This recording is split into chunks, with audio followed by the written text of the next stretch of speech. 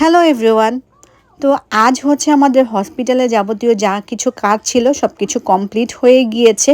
So এখন হচ্ছে আমাদের এখানে হায়দ্রাবাদে আর কোনো কাজ নেই, তাই হচ্ছে আমরা যাচ্ছি এখন ট্রাভেল এজেন্সিতে।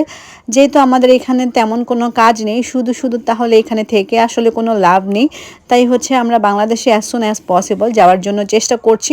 তো যেহেতু হচ্ছে আমরা সকালে বের হয়েছি, সকালের কোনো নাস্তা টাস্তা করা হয়নি, তাই ভাবলাম প্রতিদিন যেহেতু ওই নিমন্ত্রণ হোটেলে খেতে খেতে বিরক্ত হয়ে গিয়েছি, আজ তাহলে নতুন কিছু ট্রাই করা যাক। তো সামনে দেখলাম যে অনেকগুলো হচ্ছে আমাদের বাংলাদেশিদের মতো সমোচা সিঙ্গারা এগুলো বিক্রি করছিল।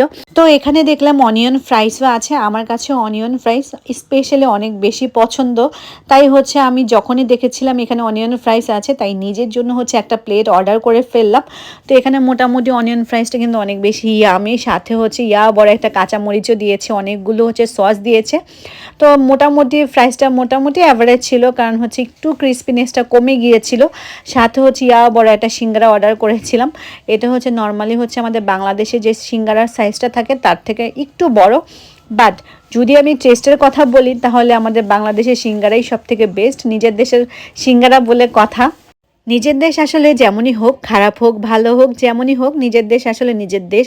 নিজের দেশের মতো আসলে কোনো কিছুই নেই। নিজের দেশের সব কিছুই অনেক বেশি ভালো লাগে, যেহেতু আমরা ছোটোবেলা থেকে নিজের দেশের সব কিছুর প্রতি ইউজ টু থাকি। তো আমার আম্মু এখানে অবাক হয়ে তাকায় রয়েছে আমি কি করতেছি না করতেছি, হাসতেছে, এদিকে আমার জামাইও হাসতেছে। যাই হোক, এইটাও আমার জামাইও কিন্তু মজা করে খাচ্ছে। ও হচ্ছে আমাকে আর আম্মুকে বলতেছিল যে সিঙ্গারাটা আসলেই অনেক মজার, ওর কাছে অনেক বেশি ভালো লেগেছে। যাই হোক, আমরা খাওয়া দাওয়া শেষ করার পর বাহিরে প্রচণ্ড রোদ ছিল, তাই চুলটাকে একটু বেঁধে নিয়েছি। তো এখন হচ্ছে আমরা চলে যাব ট্রাভেল এজেন্সিতে। আজকে বাইরে প্রচণ্ড রোদ ছিল, রোদের তাপটা এত বেশি ছিল যে আমি একদম কোনোভাবেই হচ্ছে তাকাতেই পারছিলাম না। আর আমি আসার সময় এত তাড়াহুড়া করে আসছি যে সানস্ক্রিনটা আনতেই একদম ভুলে গিয়েছি। আমার ফেসের যে কি বেহাল একটা অবস্থা হবে সামনে, এটা ভেবে আসলে খারাপ লাগছে। যাই হোক, তা আমি হচ্ছে রাহাতকে বলছিলাম কবের হচ্ছে ফ্লাইট, তো ও বললো হচ্ছে সোমবার দিন হচ্ছে আমাদের ফ্লাইট। মানে আমাদের কাছে আর হাতে 2টা দিন সময় আছে।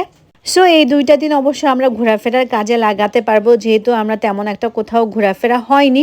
এতদিনের দৌড়াদৌড়িতে আমাদের সবারই শরীরটা একটু ক্লান্ত, তাই আজকে সারাদিন হচ্ছে আমরা রেস্ট নিব।